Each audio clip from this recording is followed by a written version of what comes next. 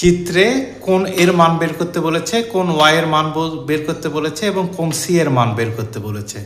কোন এ সমান সমান কোন ওয়াই বিপরীত কোণ, তাহলে কোন এর মান যা হবে কোন ওয়াই এর মানও তাই হবে। প্রথমে চিত্র হতে কোন এ প্লাস 5 কোন এ সমান সমান এক সরল কোণ বা 180 ডিগ্রি এটা লেখা হয়েছে। তাহলে 6 কোন এ সমান সমান 180 ডিগ্রি, তাহলে কোন এ ইকুয়াল টু 180 ডিগ্রি ভাগ 6, 6কে 6 দিয়ে ভাগ করলে 1 হয়, 180কে 6 দিয়ে ভাগ করলে 30 হয়, তাহলে কোন এর মান 30 ডিগ্রি।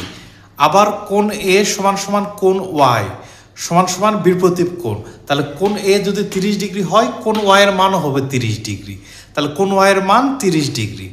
আবার চিত্র হতে কোন এ প্লাস কোন সি প্লাস কোন এই কোণের মান দেওয়া আছে প্লাস 35, এই তিন কোণের সমষ্টি 180 ডিগ্রি বা এক সরল কোণ। এটা হলো চিত্র থেকে আমরা পেলাম। তাহলে কোণের মান 30 ডিগ্রি আমরা আগের এখানে দেখেছি।